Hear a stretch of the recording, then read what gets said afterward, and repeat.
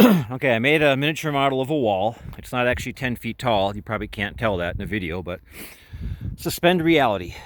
The second thing you need to overlook is I use 2x4s. And therefore they're at 16 inches center. So you might be asking, why am I not using 2x6s, putting them 24 inches? Well, because I don't have them. So this is just a little demo. So suspend that. And lastly, my California corner here doesn't go all the way up, nor does my stud, because when I was laying out the wood, I wasn't paying attention. So just forget that gap. That isn't there. Never mind. Okay. So my question. I'll have a pressure treated base plate, bottom plate, sill plate. I forgot what it's called. I know this is not actually pressure treated. I don't have that either. So again, go with me. So I'll put them every 16 inches, or of course 24, as I make the wall for the exterior.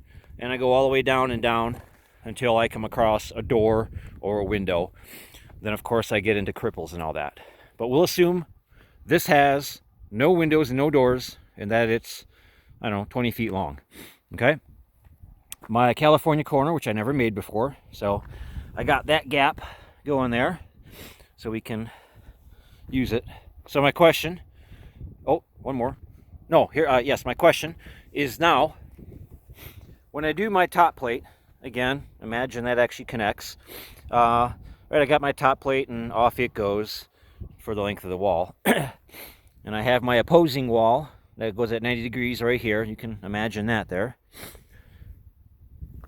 When I put my double top plate on, and it goes and goes and goes and goes, my question is, it has to break over a stud, right?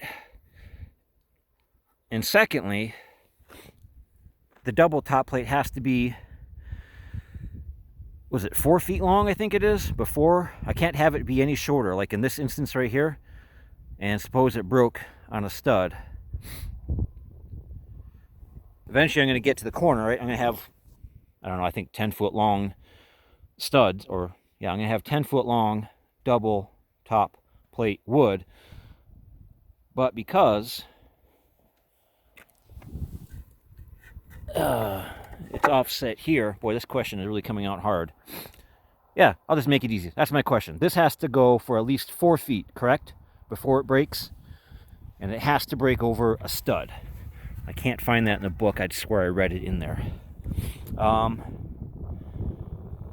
Yeah, that's my only question so far. I'm going to add more to this later. And right now it's just cold, and I don't want to be out in the cold too long if I don't have to.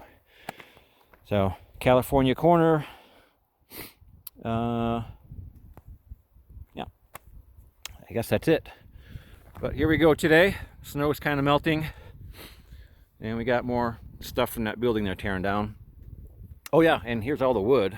I got, this is basically where your RV was. So I've got all a bunch of wood I've recovered from that building underneath the tarps here, to include some exterior, very, very heavy doors.